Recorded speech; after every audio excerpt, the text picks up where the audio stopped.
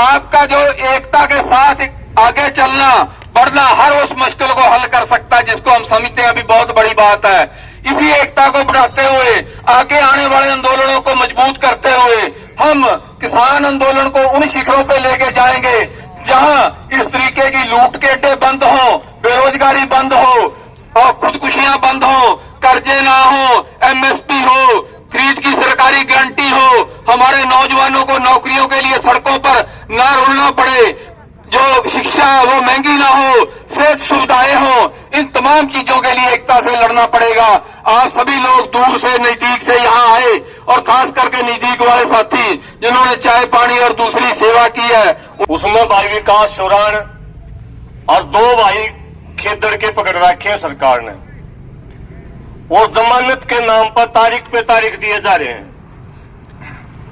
रोज नू भी निकल रहे, जमानत कौन देंदे और जमानत देंदे भी नहीं। 10 दिन हो गए जेल में ही तारीख लगवाए जाओ जैसे वो बहुत बड़े क्रिमिनल है।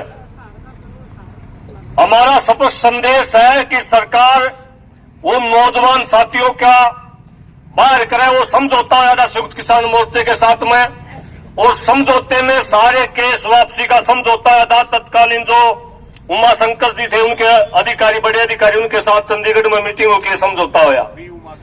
इसी प्रकार से खेड़ी चोपटा के मामले में सरकार ने बहुत सारे हमारे साथियों के सम्मन जारी कर दिए, उसमें भी समझौता आया था और एफआईआर के अंदर भी लिख रहा है क्या भाई किसानों के साथ कमेटी के साथ समझौता आया, उसके बावजूद भी सम्मन जारी करे जा रहे हैं। सरकार डराने का प्रयास ना करे, ना हम लड़ना भूले, ना हम चलना भूले, ना हम दिल्ली को घेरना भूले।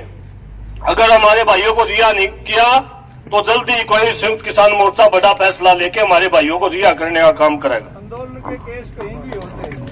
आंदोलन के केस तो साथियों इस बात पे अगले विचार साझे करेंगे मास्टर कंवरजीत सिंह चीका जी। उन्होंने बेनती हुई मैं और अपने विचार रखें। आदरणीय हरियाणा संयुक्त किसान मोर्चा के सभी नेता, पंजाब से आए साथी व तमाम हरियाणा पंजाब के किसान, बुजुर्ग, नौजवान, मेरी माताएं, बहनें,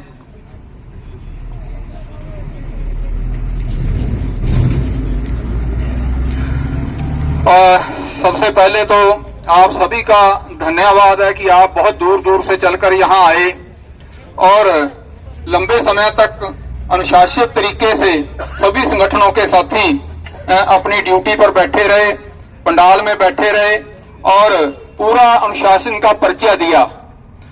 साथियों, दिक्कतें बहुत सी हैं। अभी मेरे से पहले बोलते हुए साथी कह रहे थे कि एक टोल की बात नहीं है, बहुत से टोलों की बात है। दरअसल अपना संयुक्त किसान मोर्चा यह मानता है कि ये टोल बिल्कुल लूट के अड्डे हैं। इनको उठवाने के लिए ये तो अपने छोटे आंदोलन है, तत्कालिक आंदोलन है या बड़े आंदोलन का हिस्सा है, लेकिन इनको उठवाने के लिए बड़ी नीतिगत मामले जो हैं उनसे टकराना पड़ेगा। अपनी एकता को, अपनी इस किसान लहर को और मजबूत करना पड़ेगा ताकि ये तमाम तरह की जो लूट है, नंगी चिट्टी लूट है, उसको हम खत्म कर सकें।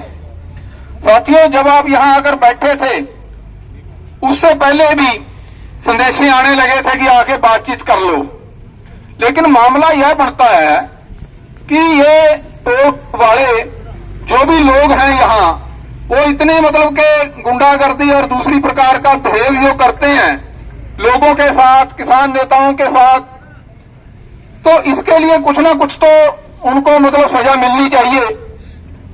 और सबसे बड़ी बात, टोल पैसा एकत्रित करने का केवल साधन मात्र बना दिए इन्होंने और सुविधाओं के नाम पे चाहे सड़कें टूटी हैं, चाहे पानी की व्यवस्था नहीं है, चाहे शौचालय ठीक नहीं है, चाहे फास्ट एड नहीं है, चाहे यहाँ एम्बुलेंस और हाइड्रा वगैरह नहीं है।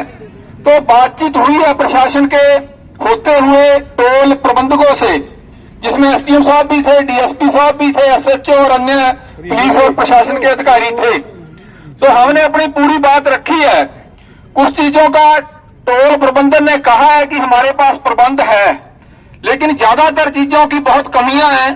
प्रशासन ने उनको समय दिया कि समय रहते अपनी ये कमियां या जो चीजें जरूरी हैं उनको पूरा करें।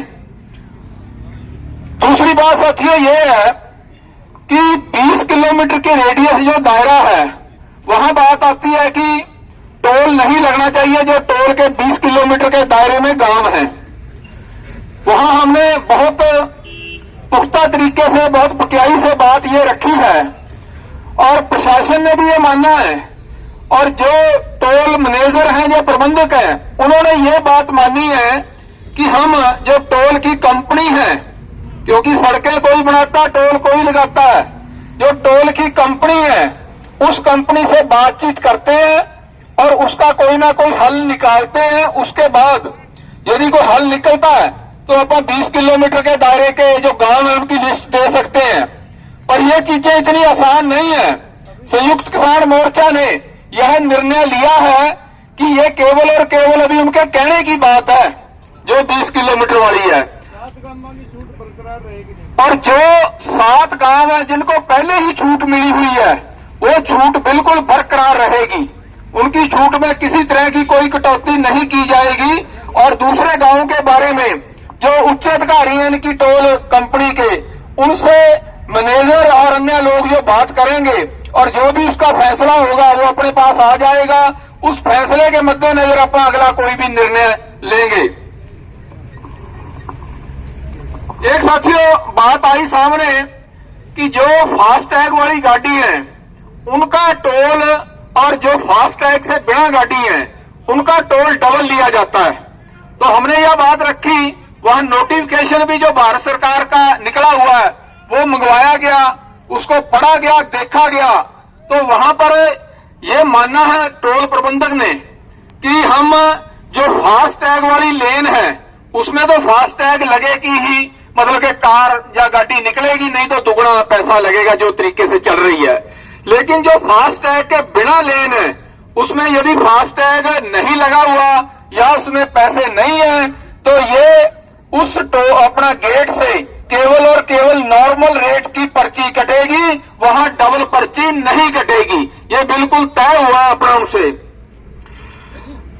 साथियों टोल पे जहां छूट की बात है, किसान संगठनों की हमने पुख्ता तौर से बात रखी है कि ये छूट केवल और केवल किसान संगठनों की गाड़ियों की नहीं है। यहां एमपी एमएलए जो उच्च अधिकारी हैं, ब्यूरोक्रेट्स हैं या अपना मंत्री हैं कैबिनेट के, चाहे मुख्यमंत्री है चाहे सेंट्रल सरकार के कैबिनेट मंत्री हैं, तमाम तरह के ये लोग जो हैं ये पूरी सुविधा मान रहे हैं। और इसलिए मान रहे हैं ये कह के छूट इनको दी गई है कि ये जनता के प्रतिनिधि हैं। अपने को पता है कि ये जनता के कितने को प्रतिनिधि हैं, इसमें कोई शक नहीं है, इसीलिए तो अपने बीच में आके बैठे हैं सारे। लेकिन हमने ये बात रखी है कि तमाम किसान संगठन और उनके नेता असल में जनता के प्रतिनिधि तो वो भी हैं। जो किसान संगठनों की गाड़ियां हैं उनके ऊपर जो भी उनकी निशानी है उसको लागू करते हुए वो इस टोल से फ्री निकलेंगी बिल्कुल। चाहे किसी का झंडा, बैच, चाहे कार्ड कुछ भी हो तो वो बिल्कुल इस टोल से फ्री निकलेंगी। ये बिल्कुल हमारी सहमति बनी है। कोई इस सहमति का उल्लंघन करता है तो हम उसको बाद में कोई मैदान खाली पड़ा बाद में आके यहाँ धरना लगा लेंगे, इसमें कोई बड़ी बात नहीं है। और साथियों जो बातें बाकी थी आंदोलनों के संबंध में, आगे आने वाले जो आंदोलन है उनके संबंध में मास्टर बलबीर जी ने, मेरे से पहले साथी विकास सर ने बिल्कुल आपको बता दिया है, मैं उनको दोहराऊंगा नहीं। मैं केवल एक ही बात कहना चाहता हूं कि इस समय जो देश बहुत बड़े संकट से गुजर रहा है उस संकट में मुख्य तौर पर जो गरीब जनता है, जिसमें किसान है, मजदूर हैं, छोटे दुकानदार हैं और बेरोजगारी की मार झेल रहे हमारे नौजवान हैं, विद्यार्थी हैं, तमाम लोग एक बहुत बड़े संकट के दौर से गुजर रहे हैं। इस संकट के दौर में इसकी समस्या का हल करने के लिए जैसे ये बजट आया है, आपने सभी ने देखा है कि ये बजट कारपोरेट के पक्ष का है और आम लोगों के विरोध का है। हमें लगातार निरंतर लड़ना पड़ेगा और उस लड़ने के लिए एक बड़ी ताकत खड़ी करनी पड़ेगी। जो 2020-21 वाला आंदोलन का हमारा, हमें उससे भी बड़ी ताकत के साथ लड़ना पड़ेगा। आने वाले दिनों के आंदोलनों को इस उम्मीद के साथ कि आप उन आंदोलनों को पूरी तरह लागू करोगे और बड़ी संख्या में अपना 8 लोगों को मेंबर पार्लियामेंट के घरों पे और जब 5 मार्च से अपने धरने हमको भी कामयाब करोगे। आखिर में आपको मैं जो बात सबसे बड़ी बताना चाहता हूं आपकी जीत की, जब सारी बात हुई तो हमने ये कहा कि जो उस दिन यदि गलत हुआ उस दिन, तो बकायदा वहां जिस आदमी ने गलत किया था, जिसकी फोटो हमारे पास थी, जिसकी वीडियो हमारे पास थी, और उससे पहले भी भूना के हमारे किसान साथी हैं, उनके साथ भी यही दुर्व्यवहार किया गया। उन लोगों को बुलाया, हालांकि अपन मानते हैं कि वो लड़के जो अपने ही समाज से हैं, किसानों के मजदूरों के बच्चे हैं, हमने कोई उनको सजा नहीं दिलवानी थी, हमने केवल उनको महसूस करवाना था। प्रशासन ने पूरा उनको महसूस करवाया है और आगे से वचन दिया है टोल मैनेजर ने कि कहीं भी किसी किसान के साथ, किसी आम नागरिक के साथ कहीं भी कोई भी बदतमीजी या बुरा व्यवहार नहीं होगा। और जो किसान संगठनों ने, संयुक्त किसान मोर्चा ने एक निर्णय लिया था कि जो कटी हुई पर्ची है वो हम वापस लेंगे, ये हमारे स्वाभिमान का एक चिन्ह है, हम उस पर्ची को अवश्य वापस लेंगे, उसके पैसे जरूर वापस लेंगे। तो आपके दबाव में वो 220 रुपए हम वापस लेके आए हैं, उन्हीं की जेब से वापस लिए हैं जिस जेब में वो पैसे गए थे। किसान मजदूर एकता जिंदाबाद, संयुक्त किसान मोर्चा जिंदाबाद, जिंदाबाद जिंदाबाद।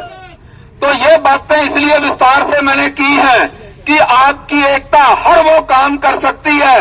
उनका धन्यवाद, आप सभी का धन्यवाद कि आप बहुत दूर से इस संघर्ष की अहमियत को समझते हुए आए।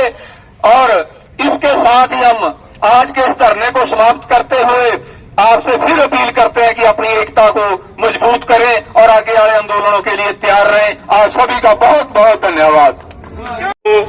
कि आप सबके संघर्ष पिछले 5 साल से किसान जहां बैठ गया उड़ते हार की नहीं उठा, ये आप सबका संघर्ष है। आपको वो बार बार बधाई देता हूं साहब। किसान मजदूर एकता। और दूसरी बात, ये टोल प्लाजाओं की लड़ाई है, और भी कई टोल प्लाजाओं पर इस प्रकार की समस्याएं हैं।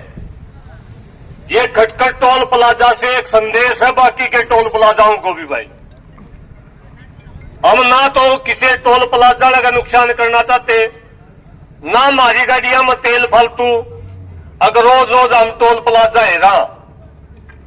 आज का यह प्रदर्शन केवल सांकेतिक प्रदर्शन संयुक्त किसान मोर्चा हरियाणा ने रखा है, ताकि खटखट टोल प्लाजा के माध्यम से पूरे देश के टोल प्लाजाओं को संदेश जावे कि किसान का झंडा लगा हुआ गाड़ी या उसका बैच या उसके पास कोई भी किसी भी प्रकार का पहचान पत्र है किसान का, वो गाड़ी किसी टोल प्लाजा पर रुकेगी नहीं आइंदा तक। या हमारे किसी किसान भाई के साथ बदतमीजी ना हो। ये ट्रेलर हमने दिखाया है और आने वाले दिनों में जो बड़ी लड़ाई हमने लड़नी है, वो बड़ी लड़ाई ये है कि सरकार ने बजट पेश कर दिया, उस बजट में एमएसपी के नाम से 1 रुपया नहीं दिया, कर्जा मुक्ति के नाम से 1 रुपया जारी नहीं किया। इसके उल्टा जो हमने संघर्ष करके 3 कानून वापस करवाए थे, वो तीनों के तीनों कानून जो नए ड्राफ्ट के तौर के ऊपर लेके आए हैं, उन्होंने उस ड्राफ्ट में एक एमएसपी शब्द एक बार भी नहीं लिखा पूरे ड्राफ्ट में। उसमें कॉन्ट्रैक्ट फार्मिंग का प्रावधान किया गया है, उसमें प्राइवेट मंडी का प्रावधान किया गया है। जो समझने वाली चीज है, जो लड़ने वाली जो चीज है, अपने अपने गांव में अपने अपने साथियों को ये नए ड्राफ्टों के बारे में समझाना पड़ेगा। जिस प्रकार से हमने 3 कानूनों के बारे में समझाया था, और आने वाले टाइम में संयुक्त किसान मोर्चा जो है वैसा ही एक बड़ा आंदोलन जैसा दिल्ली में लड़ा था। अगर सरकार ने इनको वापस नहीं लिया, पहली मांग तो हमारी हरियाणा सरकार से है कि विधानसभा में प्रस्ताव पास करके तीनों के तीनों ड्राफ्ट ये जो नया ड्राफ्ट आया इनको वापस कराए। अगर वो वापस नहीं करते तो देश की सरकार के खिलाफ एक बड़ा आंदोलन की तैयारी हम सब ने करनी पड़ेगी। और इसी उम्मीद के साथ कि हम बड़े आंदोलन के साथ पहले भी हमने सरकार को हराया था और आगे भी हराएंगे। आपसे उम्मीद करता हूं कि इसी प्रकार भाईचारे के साथ और आपस में मेल मिलाप के साथ आप एक दूसरे के आज बड़ी बात है कि पंजाब के किसी नेता को यहां रोका गया और हरियाणा का संयुक्त किसान मोर्चा यहां धरना लगाए बैठा है। इस भाईचारे की जरूरत है हमारे को।